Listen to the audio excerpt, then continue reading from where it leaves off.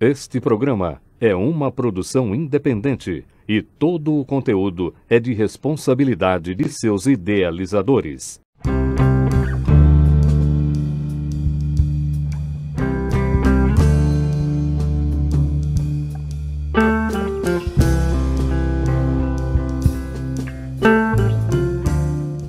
Você está nos vendo.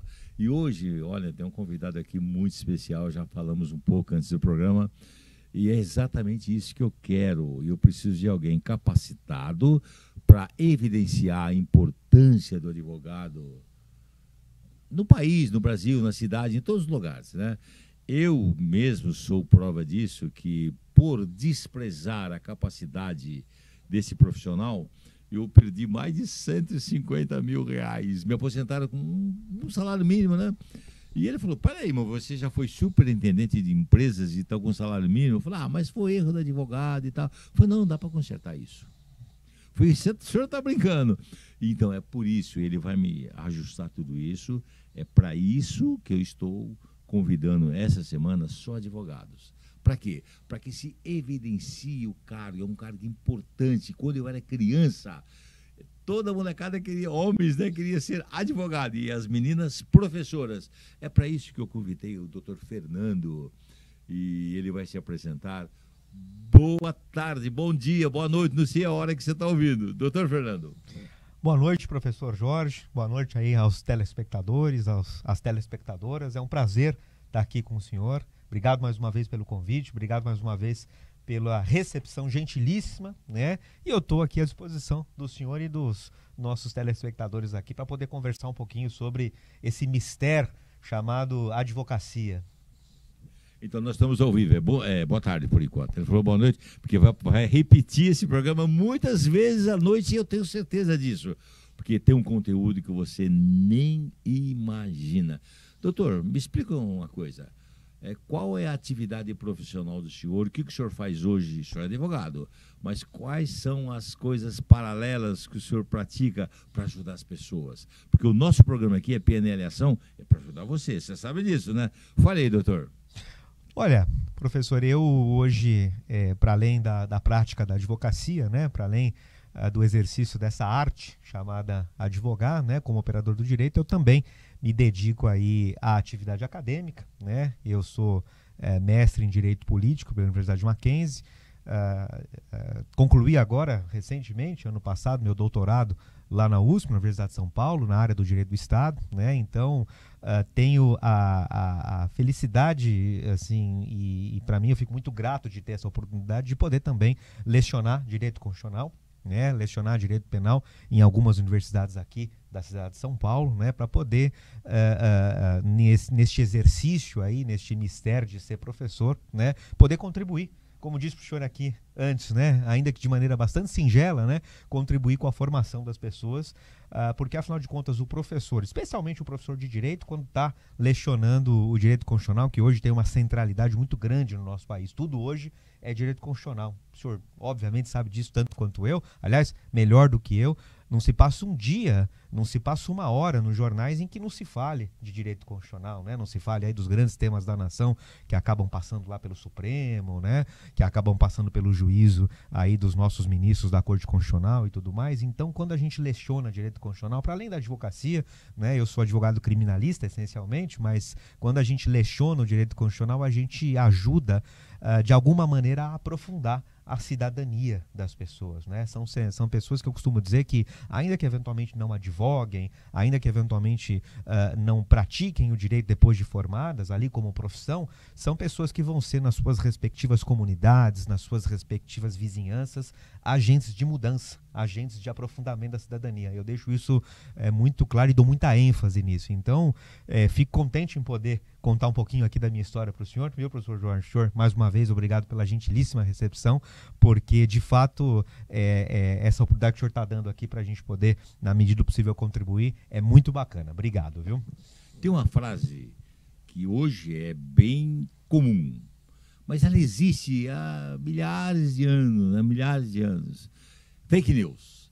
Esse fake news quer derrubar o advogado de toda forma, sabe? Porque o advogado pode te ajudar em tantas coisas. Ele pode tirar a sua penalidade, pode ajustar o seu casamento, pode tirar as dúvidas que você tem na recepção de heranças. Então, esse fake news quer destruir os advogados. Os advogados, olha, é uma das profissões mais assim acentuadas dentro da nossa sociedade. E eu vou perguntar para o professor, não sei se ele sabe, mas com certeza sabe, qual é a quantidade proporcional de advogados no Brasil e no mundo? Explica um pouco para nós. Olha, professor, uma pergunta bastante interessante essa, né? O Brasil, nos últimos 20, 25 anos, até por uma opção política, né, de política pública, de universalização do ensino superior, o Brasil expandiu por demais o ensino do direito, né? Para o senhor ter uma ideia, né, conforme nós já conversávamos aqui, o número de faculdades de direito que o Brasil tem hoje, ele excede, salvo o melhor juiz, em 100 e poucas faculdades, a quantidade de faculdades de direito que existem somadas no mundo. Então... Por favor, repita, como é que é? Pois é, professor. Hoje o Brasil tem um número tão grande de faculdades de direito ao longo do país todo, ainda que nós sejamos um país continental, ainda que nós sejamos um país de 220, 230 milhões de pessoas, mas fato é que nos últimos 25 anos nós tivemos uma inflação de faculdades de direito, até que hoje o nosso panorama é exatamente esse. Se você pegar todas as faculdades de direito, todas as escolas de direito somadas no mundo todo, o Brasil tem 100 a mais, ou cerca de 100 faculdades a mais. Olha, como que isso é possível, né? É uma informação que eu não tinha. Olha, eu sou comunicador, imagine você, se somar todas as faculdades do planeta, o Brasil tem 100 vezes mais? É brincadeira. Doutor, que bom ouvir isso. Agora me fala para mim, qual faculdade, universidades, escolas que o senhor leciona? Olha, eu já tenho essa felicidade de estar há 12 anos lecionando, né? Eu tive já algumas passagens na pós-graduação lá da Universidade Mackenzie, que é a minha alma mater, né? Saí de lá, sou formado nos bancos da Universidade Mackenzie. Também tive a oportunidade de lecionar no âmbito da pós-graduação das Faculdades Metropolitanas Unidas, né, na FMU, mas a minha grande paixão, a minha grande dedicação é para os cursos de graduação, especialmente de uma faculdade chamada Faculdade Zumbi dos Palmares. A Faculdade Zumbi dos Palmares é uma faculdade comunitária que fica localizada ali no antigo clube de regatas Tietê, o senhor obviamente deve conhecer, agora lá é um parque, o prédio da universidade fica lá. A Zumbi dos Palmares tem um plano pedagógico fantástico, um plano pedagógico muito bom. É uma faculdade comunitária porque ela é uma faculdade que tem a participação da Prefeitura de São Paulo, salvo melhor juízo, como uma das entidades mantenedoras lá. E nós estamos ali faz exatos 12 anos. Primeira vez que eu lecionei lá, lecionei uma disciplina de processo penal, lecionei lá em 2010. Então este ano aqui eu estou fazendo 12 anos na graduação daquela faculdade, da Zumbi dos Palmares, que tem uma lógica de inclusão social muito grande. A maior parte dos alunos ali acabam estudando com uma bolsa, né, que é subvencionada também pela Prefeitura de São Paulo, como uma faculdade comunitária, né, e eu tenho muito orgulho de estar lá já formando, como disse, né, na minha lógica muito singela, muito pequena, formando essas pessoas para que elas saiam dos bancos da faculdade, independentemente se vão de fato operar o direito, mas para que elas possam ter uma vida melhor e uma compreensão mais aprofundada e mais alargada da cidadania. Eu fiquei muito contente em ter essa missão e quero continuar com ela, como o senhor, que é um excelente professor, além de um excelente comunicador, quero continuar aí para o resto da minha vida, até que eu possa fechar os olhos, sendo, antes de mais nada, óbvio, um advogado apaixonado pela profissão, mas um professor ainda mais apaixonado. Presta atenção. A PNL diz o seguinte, que o importante é aquilo que você faz, não aquilo que você fala. Você pode falar, mas se não fizer... Olha só a categoria desse advogado. O que esse doutor está fazendo? Ele está fazendo coisas inauditas. Eu desconhecia que tinha uma faculdade comunitária por nome Zumbi dos Palmares, você está vendo? E ele se orgulha de estar lá. Ele faz as coisas acontecer, não adianta só falar, eu sou professor, eu leciono aqui, ali, mas ele está mostrando a ação dele. Isso é muito importante, isso é coisa inaudita que faz crescer. É aquilo que eu falei, né? 55% de que nós falamos só a ação dele estar lá já é maravilhosa. Mas me conta para mim, doutor, como é que o senhor se sente nessa condição? Então, como disse, professor, para mim é uma missão talvez das mais relevantes, né? Mais uma vez me referindo aqui à nossa conversa prévia, que foi uma conversa fantástica, né? Eu não sei se é fato, mas ouvi essa história mais de uma vez de pessoas distintas e de fontes distintas que o imperador japonês ele se curva apenas e tão somente para uma única categoria profissional, e essa categoria é o professor. Então veja só que coisa interessante, professor. O imperador do Japão, que para o povo japonês, ou para parte do povo, parte substancial do povo japonês é Deus encarnado na Terra, ele se curva para uma única pessoa que é o professor. Ora, se a gente partir desta compreensão da função primordial que professores e professoras têm, eu fico muito satisfeito em ter essa missão atribuída a mim. Como disse, ainda que de maneira bastante singela, a parcela mais relevante do meu tempo é dedicada à prática da advocacia, né?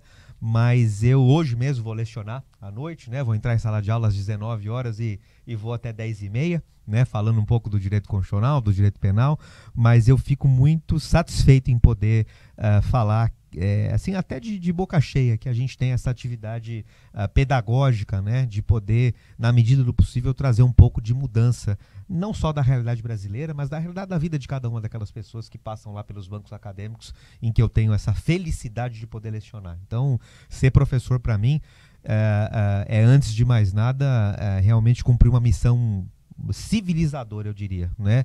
Eu tenho uma lógica dentro de mim, e eu sempre falo isso sempre que posso, né? Vamos pegar lá o nosso querido reitor da universidade, cujo projeto é dele, é o reitor José Vicente, né? Que é uma liderança do movimento negro fantástica, muito substancial também. Eu costumo parar e falar para ele, magnífico, né?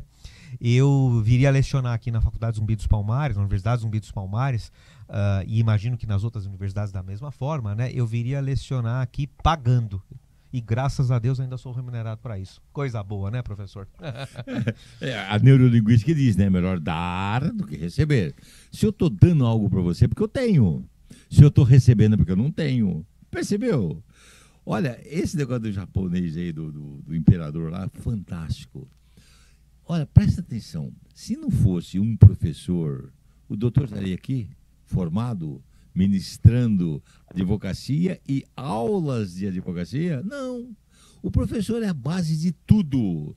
Eu me lembro perfeitamente que todas as menininhas da minha época, o sonho era ser professora. Por quê? Sem os professores, nós não somos nada. Sem os professores, nós podemos até crescer, mas o professor ensina como crescer. Adianta alguma coisa só eu ser grande? Não. Tem que ser grande eu e o meu semelhante. Imagina o próximo. O próximo ainda tem que ser maior ainda, né? Porque está escrito, né? Você tem que amar o próximo, não é o semelhante não, hein? Amar o próximo como a si mesmo. São palavras que você tem que analisar. Próximo não é aquele que está perto de você, não. O doutor ainda não é meu próximo. Vai ser. Tenho certeza que nós vamos nos dar muito bem e ele vai me ajudar, eu vou ajudá-lo. Seremos um próximo do outro. Agora, o semelhante é aquele que passa na rua. Você tem que ensiná-lo e colocá-lo no patamar, fazê-lo crescer. O senhor concorda comigo, doutor? Eu concordo em gênero, número e grau, professor. É isso mesmo. A gente precisa entender e partir do pressuposto que, para além das competências funcionais, para além das competências do nosso cotidiano, o século XXI é o século cuja competência que vai ser mais valorizada, já é, mas vai ser mais valorizada ainda, é a competência chamada empatia. Eu tenho essa experiência na escola do meu menino tem 10 anos de idade, né? Está imerso lá num método pedagógico que eles chamam de método construtivista próprio, direto, que parte do pressuposto que o conhecimento é construído, né? E lá na escola do meu menino, eu que, né, gosto de apreender lições de pedagogia com quem é da área, né?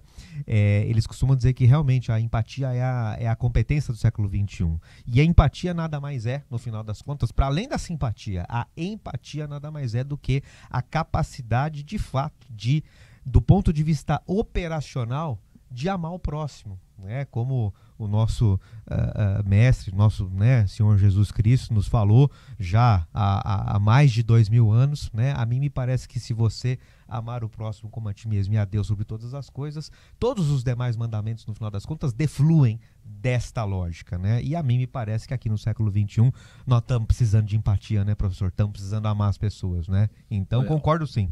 Olha o que ele falou, né? Ele falou um negócio muito profundo que eu me aprofundei nisso porque eu procuro a saber como ler. Então foram falar, né? Os judeus ficaram perturbando o nosso mestre lá, né? Escuta, o que eu faço para ser salvo, tal? Os doutores da lei da época, né? E Jesus falou assim, olha, cumpra os mandamentos. Quais os mandamentos? Ame Deus sobre todas as coisas. É o primeiro que ele falou, né? De 10 ele resumiu em 2. O que é amar Deus sobre todas as coisas? É ter um Deus só. Não terás outro Deus diante de mim. Segundo, não fará imagem nem escultura. Terceiro, não leve o seu santo nome em vão. Quarto, lembra-te do dia do sábado para santificar. Quem fizer esses 4, ama Deus sobre todas as coisas. E ao teu próximo como a ti mesmo. Quem é meu próximo? A minha mãe e meu pai. Honra teu pai e tua mãe, é o 5º. Sexto, não matarás. 7, não adulterarás. Se você amar o seu próximo como a si mesmo, você vai trair sua esposa? Você vai sair com a mulher do... Você vai mudar alguma coisa, adulterar a lei, alguma lei para se beneficiar? Você vai matar, roubar, desejar coisa do seu próximo? O meu próximo compra uma casa enorme, eu fico cobiçando. Não posso, são coisas que é o 2º mandamento. Amar Deus sobre todas as coisas e ao teu próximo como a ti mesmo. Mas o próximo não é semelhante. Presta atenção, aquele bandido que adentra a minha casa armado para me roubar, ainda não é meu próximo. Pode até ser se eu conquistá-lo. É verdade. Perfeito, doutor, que coisa maravilhosa. Continua, eu quero ver o senhor falar hoje.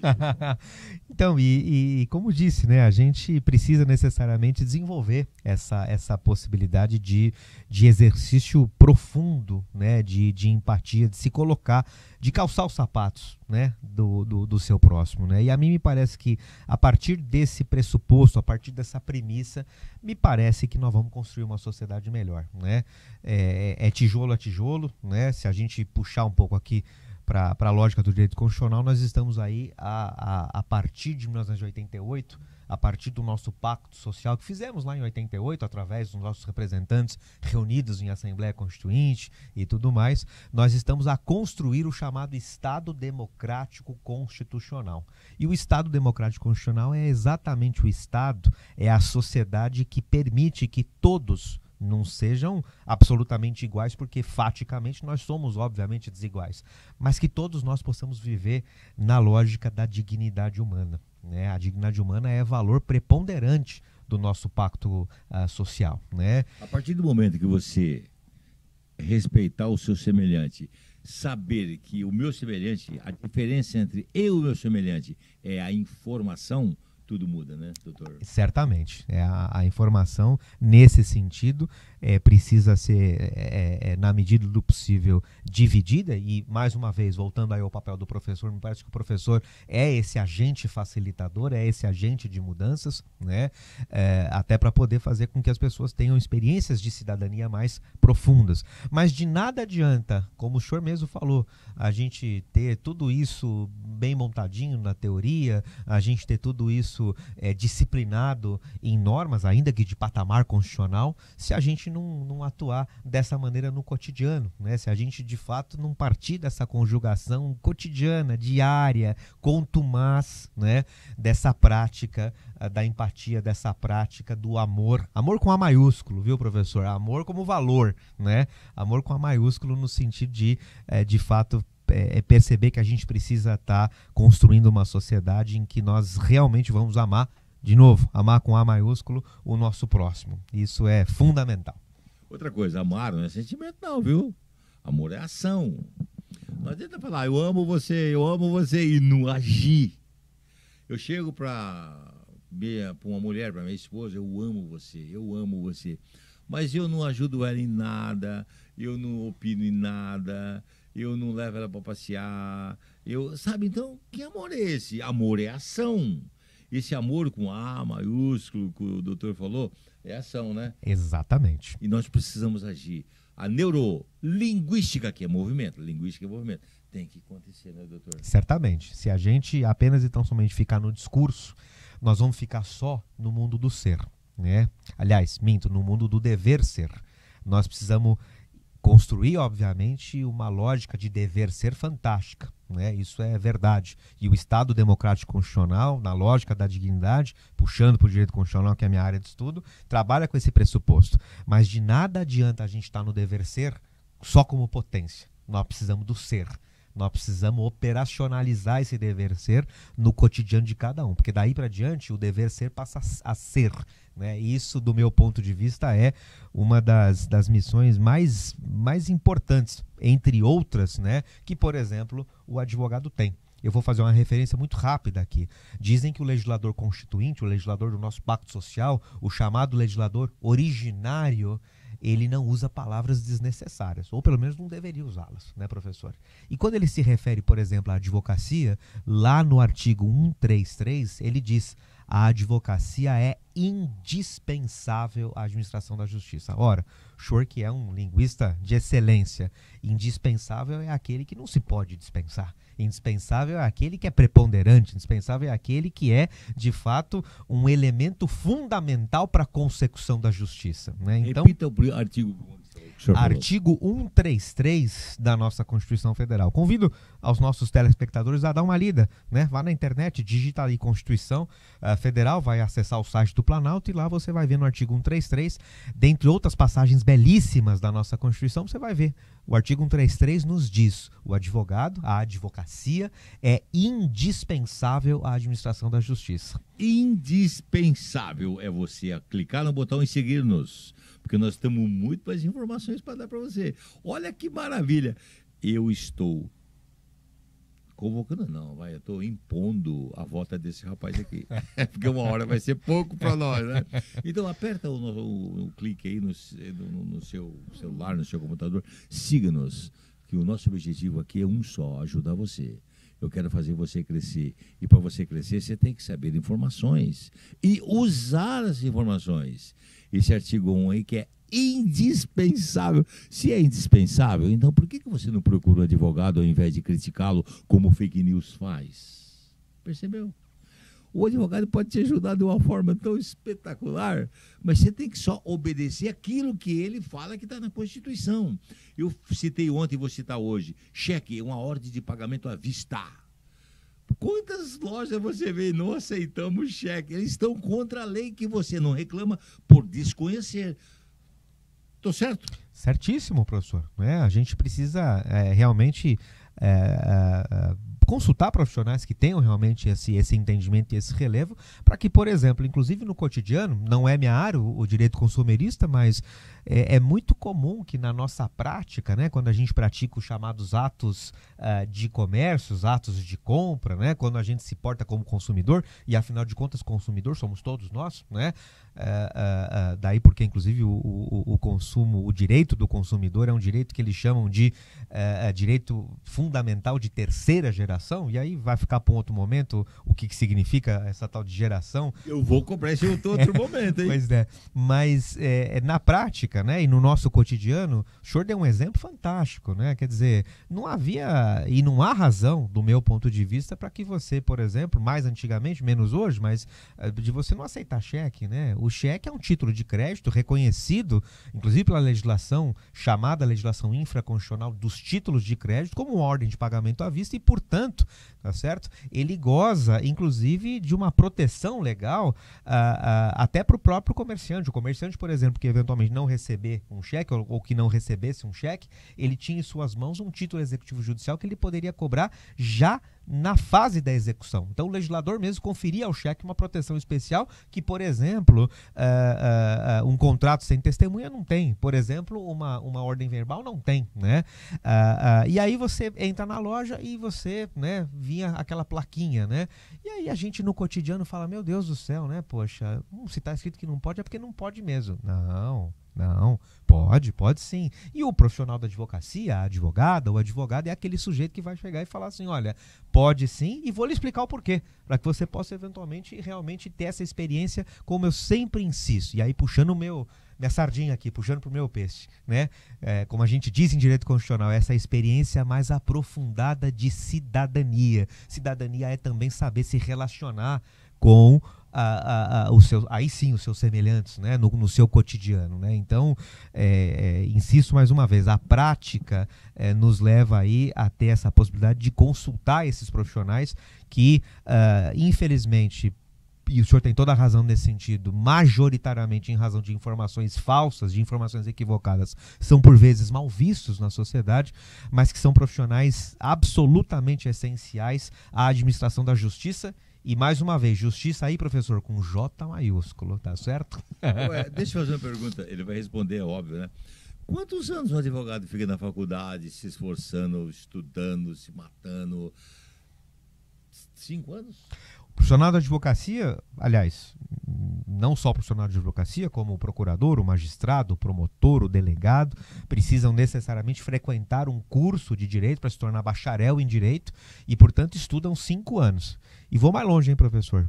O direito penal, o direito tributário, o direito do trabalho, o processo penal, o processo civil, o direito civil, o próprio direito constitucional e etc, etc, etc, se tivessem que ser corretamente apreendidos pelos alunos, esse curso deveria durar algo em torno de uns 10 anos, viu, professor? É que eu costumo dizer aos meus alunos assim, vocês não querem ficar 10 anos aqui, né?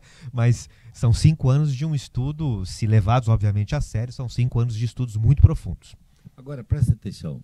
Alguém que fica 5 anos sentado num banco de faculdade, para quê? Para te ajudar. Aí você pega e menospreza, o fake news entra na sua cabeça com imunização cognitiva. Advogado nenhum, todo vagabundo. Eu já ouvi isso.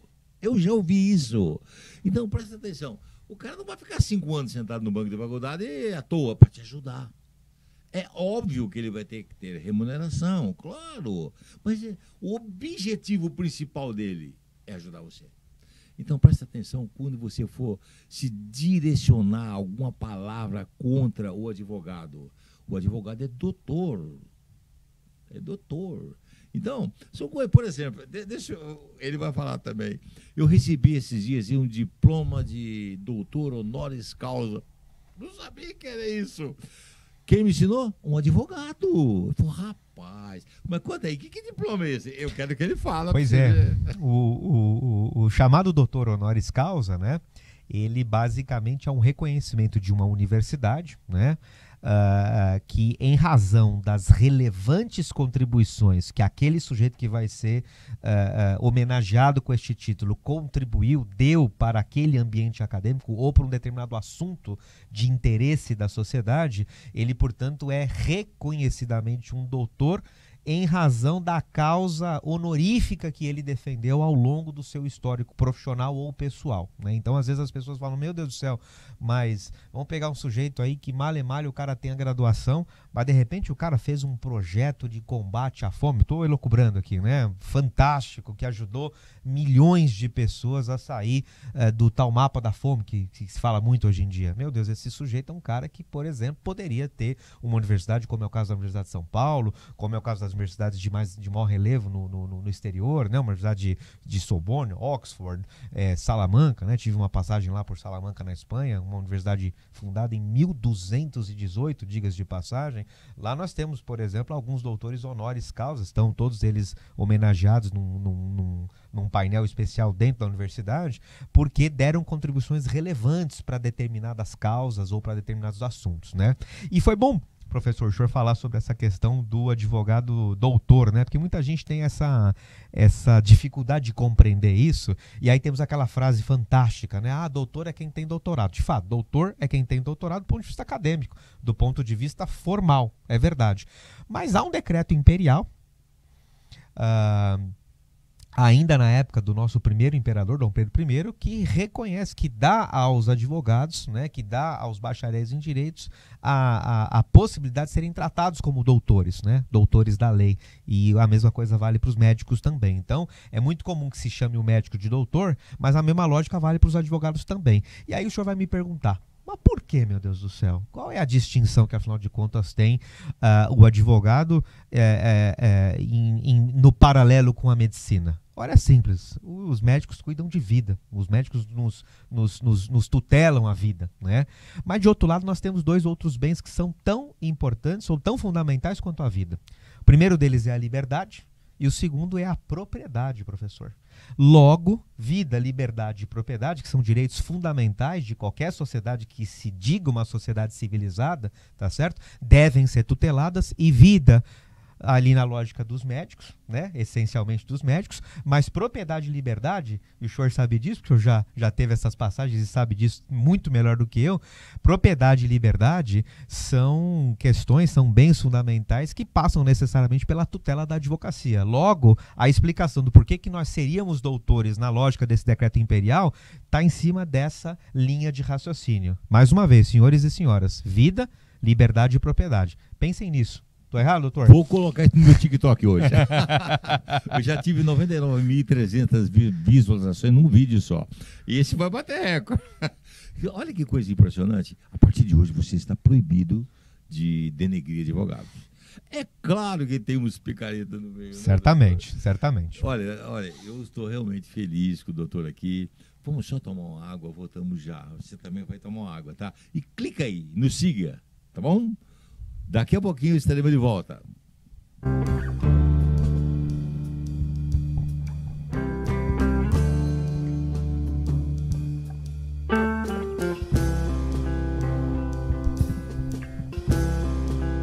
Quer informações confiáveis sobre as eleições 2022? O bot do TSE no WhatsApp pode te ajudar. Ele é usado para tirar dúvidas e informar o eleitor. Quem se cadastrar vai receber as notícias das eleições em primeira mão. Salve já! O número é 619637-1078. Se preferir, aponte a sua câmera para o QR Code que aparece na tela. Não perca tempo. Se cadastre agora e saiba tudo sobre o processo eleitoral.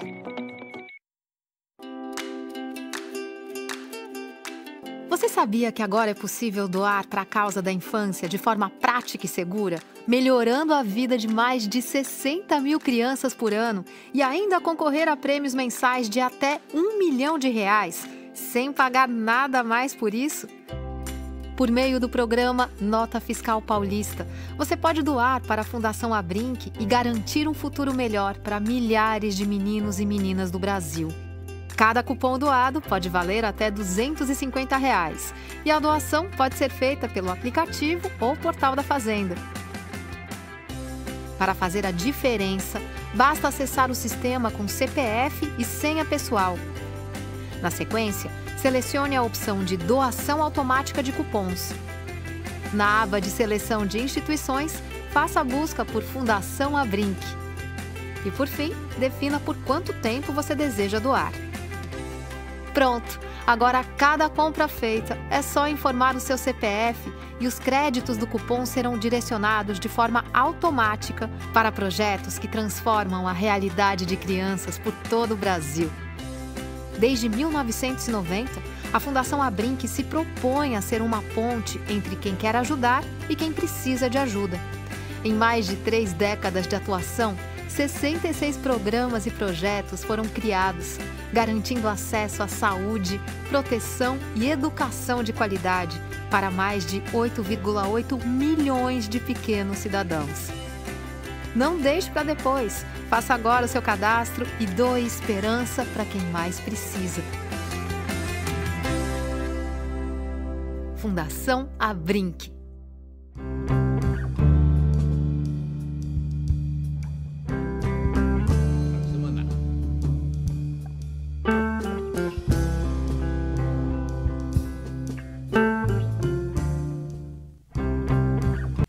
Estamos de volta aqui na TV, Canal 3, São Caetano do Sul, NET Claro. Hoje está muito gostoso o programa, né? Olha, eu vou falar de novo para você. Inscreva-se nesse programa, que você vai poder ver esse programa a hora que você quiser, está no YouTube. Eu não passei ainda o link porque deu um probleminha, mas eu vou passar o link para vocês depois e vocês vão aprender muitas coisas, porque olha, você tem que ser admirado pela sua semelhança. A sua semelhança, quem vai te ver, ele vai ver conteúdo. O que é conteúdo? Conhecimento. Eu analiso que nós somos praticamente todos iguais, todos iguais. O que nos separa são informações, conhecimentos, e isso que nós estamos passando para você aqui sobre advogados é muito importante, porque, olha, é primordial nós termos o advogado em nossa vida. Ele nos ajuda a sair de encrencas, ajuda-nos a obedecer à Constituição, que é a lei. Mesmo se você discordar da Constituição, mas você tem que obedecer, senão você vai ser penalizado. Ah, eu não gosto disso. Então você ouve muitas pessoas por aí, por exemplo, presidentes, governadores que fazem coisas, fala que faz. Ah, eu fiz isso, eu fiz aquilo, mas ele tem que mostrar aquilo que ele fez. Você prestou atenção? E hoje a comunicação é tão ferrada que eles inibem, os políticos inibem o que o outro fazem, mostrar na rede de comunicação, televisão, rádio, para minimizar o potencial daquele que está governando. Prestou atenção? Então, nós temos um candidato a presidente aí, que eu gosto muito dele. Ele não vai ganhar porque ele é bocudo demais, né? Mas ele fala as coisas claras, olha, tem que mostrar isso. Falando do adversário dele. O adversário fez isso, tem que mostrar. É isso que nós temos que fazer. Esse cara que fez, se falar, ele vai se dar bem. Porque é a linguística, é a ação. Porque só palavra não adianta. Agora, o advogado sabe o que falar. E se você saber como falar o que ele falou, melhora mais ainda. E o doutor aqui está nos ajudando muito. Doutor Fernando, muito obrigado por estar aqui. O senhor vai estar novamente, eu tenho certeza. Eu vou qualificá-lo de classe A. Tá Poxa, bom? professor, eu é que agradeço, fico muito contente, né? Eu fiquei muito lisonjeado, primeiro por conhecê-lo naquela oportunidade aqui na nossa gloriosa São Caetano do Sul, essa joia do ABC, né? Eu sou nascido e criado em Santo André. Costumo dizer que quem nasce em Santo André tem a autorização para falar que é nascido e criado em Santo André da borda do campo, né? Mas São Caetano, a nossa joia, tive a oportunidade de conhecê-lo naquela oportunidade e já fui assim, gentilmente recebido naquela oportunidade pelo senhor, com essa sua energia, com essa sua aura, com essa sua capacidade de agregar, né? O senhor já fez aquele convite naquela oportunidade e hoje, né, coroando esse convite, vim aqui, sei que é uma mácula no programa do senhor, né? Espero que o senhor eventualmente pense muito bem antes de repetir esta mácula, mas de qualquer maneira eu fico muito contente de poder vir aqui contribuir, né? Ainda que de maneira muito pequena, ainda que de maneira, como já disse, muito singela, porque de fato certas coisas precisam ser realmente esclarecidas, né? E, por exemplo, dentro do que me cabe aqui, o papel da advocacia, né? O papel da advogada, do advogado. Vivemos hoje numa sociedade que nós chamamos de sociedade hipercomplexa, que é altamente regulamentada, né? Não há nenhum setor hoje em dia na nossa vida que não tenha norma, que não tenha regra, né? E o profissional da advocacia, à semelhança do que faz o intérprete, quando traduz o russo para o português, né, o indo-arábico para o português e assim sucessivamente, o advogado e a advogada são aqueles personagens que vão lhe ajudar a traduzir essa sociedade hipercomplexa que nós vivemos na contemporaneidade, né? Então isso é importante, conte sempre com esses profissionais, que óbvio, né, como em qualquer profissão, temos maus profissionais? Temos, eu aposto. Eu tenho certeza absoluta que você, infelizmente, aqui e acolá, vai ouvir algumas histórias inclusive que tem lastro, que são histórias verdadeiras de profissionais que prejudicaram. O professor Jorge é um exemplo vivo disso, de um profissional que o prejudicou na área do direito previdenciário, né?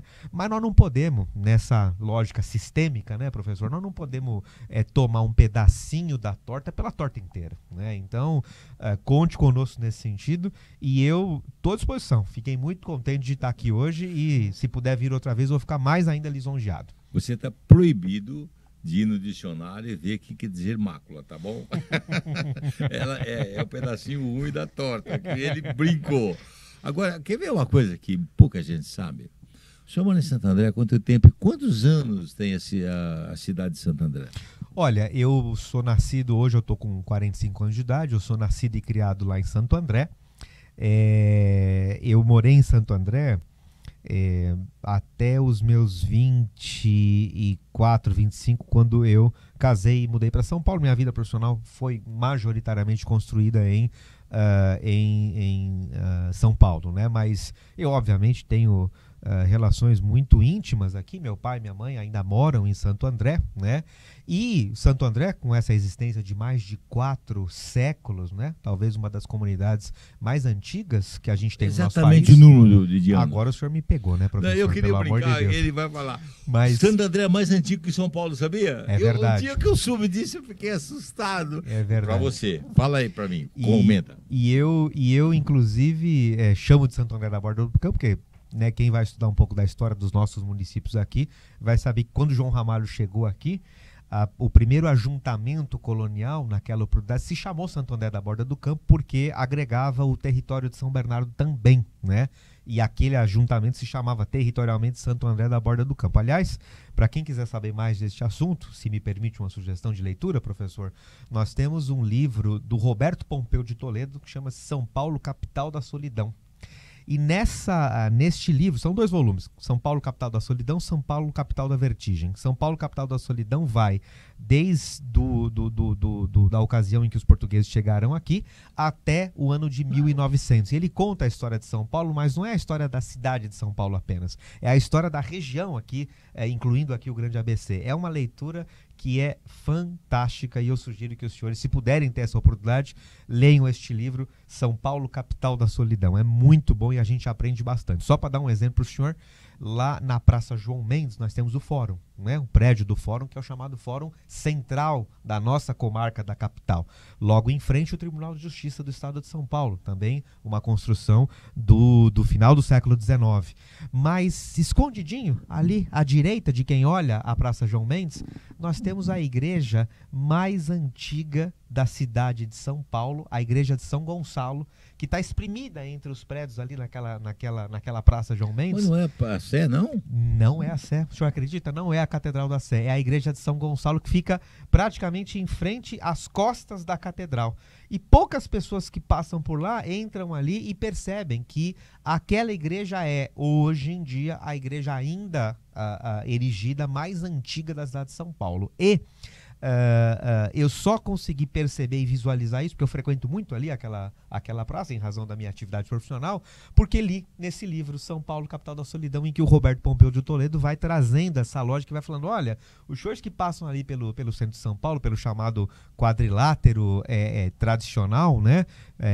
Ali onde a cidade de São Paulo foi fundada pelo vértice do colégio lá de Anchieta e tudo mais, o pátio do colégio e tudo mais, os senhores ignoram a igreja de São Gonçalo e eu sugiro que os senhores frequentem a igreja de São Gonçalo. Eis que, lendo o livro, fui frequentar a igreja e eu tirei ela daqueles prédios, porque ela está realmente muito exprimida nesses prédios ali e tudo mais, e passei por uma etapa de aprendizado fantástica. Guardadas as devidas proporções, a nossa região aqui do ABC guarda segredos fantásticos dessa época. E, portanto, merece o nosso estudo. Você que é católico, a maioria é católica, né? Você sabia disso? Olha, fora de brincadeira. Eu sempre ouvi dizer que as igrejas são grandes. É pela linguística isso, tá? É para quando você entrar lá, você se sentir pequeno perante Deus. E essa igreja de São Gonçalo, com certeza, é menor que a Sé, né? Certamente. Ela assim, ela deve ter algo em torno de umas 3 ou 4 vezes, ela é 3 ou 4 vezes menor, com tranquilidade, do que a nave central da catedral. Mas ela tem esse valor histórico que pouquíssimos paulistas, digo, habitantes do estado de São Paulo, valoram, porque realmente ela traz uma história por trás dela fantástica, né? E eu garanto para o senhor que os paulistanos têm pouquíssimo que conhecem isso. É verdade. E E por isso que eu tomei a liberdade aqui, professor, me desculpe mais uma vez, de sugerir a leitura desse livro que, assim, do meu ponto de vista, para quem quer saber um pouco mais sobre, né, São Paulo, sobre Santo André da Borda do Campo, sobre a nossa joia São Caetano do Sul, São Bernardo, Mauá, Diadema, Ribeirão Pires, Rio Grande da Serra, para quem quiser saber um pouco mais dessa região, é uma leitura fantástica que eu sugiro para todo mundo. Perfeitamente. Eu também sugiro para você ler Operação Cavalo de Troia, que conta a história de Israel, que é uma maravilha. Mas nós não estamos aqui para isso hoje. Nós estamos para evidenciar e respeitar um profissional. Ele está escapando um pouquinho porque ele é advogado, né? Eu quero exaltar o advogado. Doutor, não se preocupe que aquele que se exaltar a si mesmo será humilhado.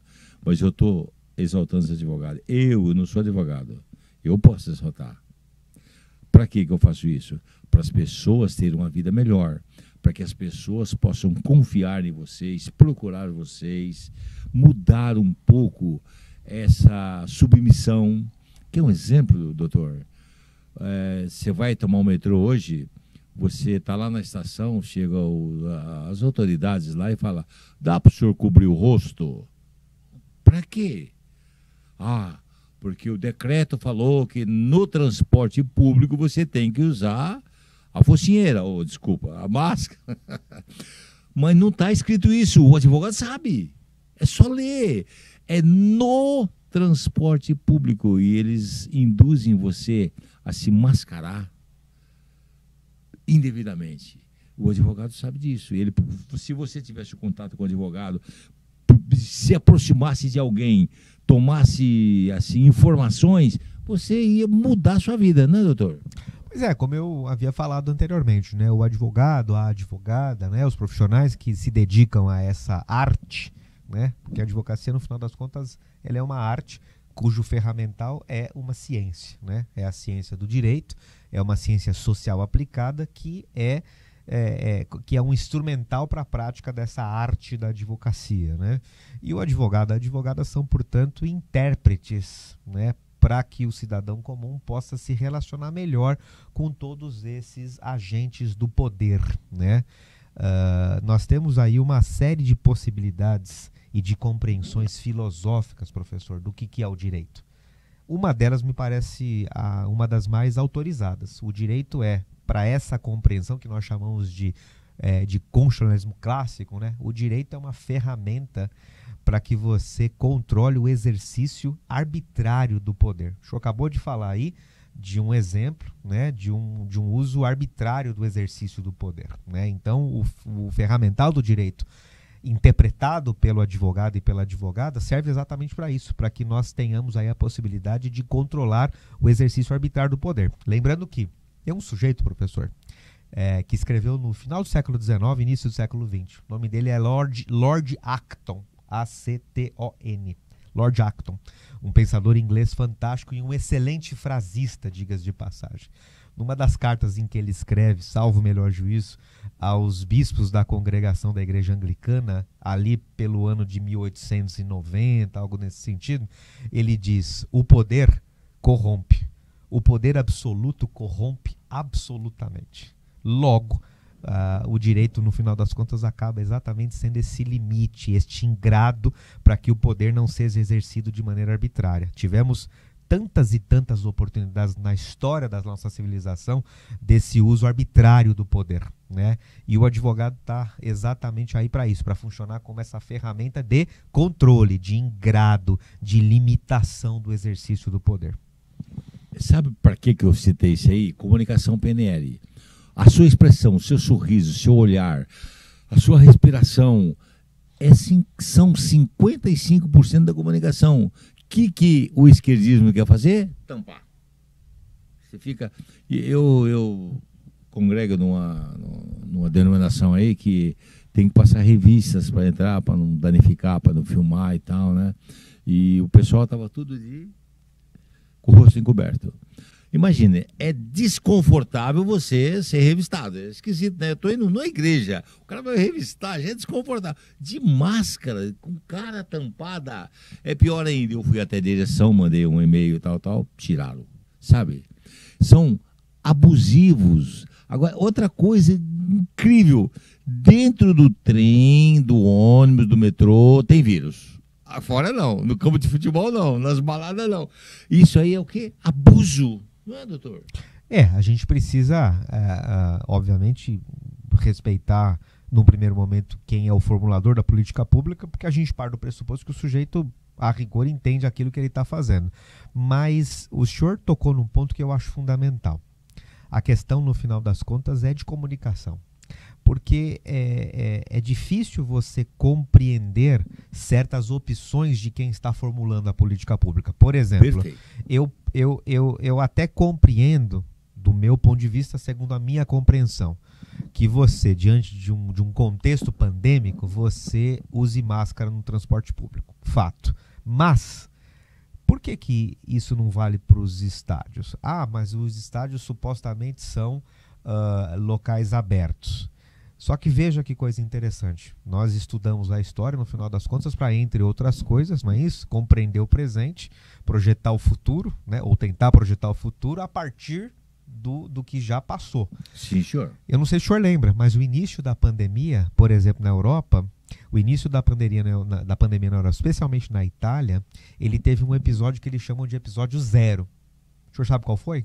Não. Um jogo de futebol num estádio em Roma. Um jogo da, salvo melhor juízo, ou era do campeonato italiano, ou era um jogo da UEFA Champions League, se eu não me engano, em que ali se comprovou que naquele estádio, naquele dia, salvo melhor juízo, se eu não me engano, acho que foi em março ou abril de 2020, logo no início da pandemia, que aquele ali foi um dos marcos zero para que nós tivéssemos uma contaminação de grandes proporções ali na Itália e que, obviamente, se espalharam para outros países. Então, veja, como é que você pode compreender um formulador de política pública que, compreensivelmente, diz o seguinte: olha, no transporte público vai usar máscara, mas no estádio está liberado? Precisa comunicar melhor, não precisa, professor? Comunicação seria fundamental. Teria que ter explicação óbvia que eles não conseguem. Exatamente. Carnaval. Liberaram a máscara no carnaval, porque sabia que ia ter uma rentabilidade muito menor, uma rentabilidade financeira, né? Então, o nosso cérebro sabe disso. E, às vezes nós obedecemos, né? Nós discordamos dos decretos. Uma vez eu entrei no restaurante e estava escrito assim, né, em cima assim: lei número tal, não lembro o nome da lei, é proibido entrar com o rosto encoberto de capacete e tal, né? Lei embaixo, decreto tal, tem que usar máscara. Peraí, eu falei pro dono, né? Eu, como comunicador, me dou o direito de fazer isso. Falei: senhor, eu obedeço a lei ou o decreto? Ele não sabia que era lei, que era decreto. Sabe por quê? Porque ele não tem um advogado amigo, alguém, consulta alguém. O cara que não entende que lei é uma coisa e decreto é outra, diferenciada, assim, entre aspas, né, de porte menor, é um absurdo, não é, doutor? Pois é, tem que compreender o que é trâmite legislativo. Daí porque no início eu insisti, né? Acho que o papel do professor, no final das contas, especialmente o professor de Direito, né, que está lecionando essa ciência social aplicada, e se chama ciência social aplicada porque ela é aplicada na sociedade, né? Há aí um dito dentro do direito que se chama se fala, né? Aonde está o direito está a sociedade, né? Ibi us, ibi societas, né? E o papel, obviamente, do professor de direito, o papel do advogado, da advogada, né, é exatamente fazer com que os cidadãos tenham uma compreensão mais aprofundada dessas relações de cidadania. Então, do meu ponto de vista, se o senhor me permite essa ponderação, é fundamental que você tenha como uma noção básica a diferença de trâmite legislativo, não precisa se aprofundar, mas a diferença de trâmite legislativo que resulta num decreto e a diferença de trâmite de legislativo que resulta numa lei, né, meu Deus do céu. Não é pedir muito, não é preciso ser um jurista para fazer esse tipo de compreensão. Falta um pouco, talvez, no Brasil, diante de um país que tem mais faculdades do que todos os outros países juntos, né, falta um pouco dessa sensibilidade, talvez, de realmente destinar esse ferramental para que a população possa ser mais educada. É como eu penso. Olha, infelizmente o programa acabou. Cara, passou voando, né? E eu preciso fazer umas perguntinhas pro senhor ainda. Como é que nós achamos o senhor nas redes sociais? Como é que é? O senhor tem número de telefone? Como é que eu acho o senhor? Desculpa, era para perguntar isso no início, mas a conversa foi tão boa. Imagina, professor. Veja só. Bom, meu nome completo é Fernando Fabiani Capano, né? Eu estou lá no Instagram como @fcapano, a mesma coisa lá no Twitter, né? E no Facebook e no LinkedIn, se me procurar lá como Fernando Fabiani Capano, Fabiani com I, vão me achar e podem me agregar lá, que eu estou à disposição para poder começar uma relação aí de amizade, de uma relação profissional, para, na medida do possível, poder, assim como achei este tesouro aqui, essa preciosidade, também fazer a mesma coisa com os senhores e com as senhoras. Eu estou à disposição. No Instagram, que é a minha rede que eu interajo mais, é @fcapano, F de Fernando, F Capano. Prestou atenção? Olha, esse rapaz aí cresceu e quer fazer você crescer. Basta você persegui-lo. Eu estou perseguindo ele. Ele vai voltar aqui. Muito obrigado, doutor Fernando. O senhor ajudou bastante. Eu tenho certeza absoluta que teve muitos cliques no seguir o nosso programa por causa do senhor. É assim que nós temos que ser, ajudar as pessoas. Mas não é só falar, não. É ajudar, igual ele faz. Ele não só é doutor de título, ele faz coisas maravilhosas para ajudar você. E ele só veio aqui no meu programa porque o meu objetivo é ajudar você em comunicação, ensinar como você comunicar em programação neurolinguística. Você aprende tudo isso. Entre em contato conosco. Boa tarde, desculpa ter passado um pouquinho do horário, mas foi muito bom o programa. Deus abençoe você e amanhã eu estarei aqui novamente trazendo mais um advogado para ilustrar essa tremenda função do ser humano. Doutor, advogado, eles estudam direito, por isso que eu gosto de advogado. Tudo não tem torto, é direito, né? É isso mesmo. Muito boa tarde e até amanhã às 12 horas. Boa tarde.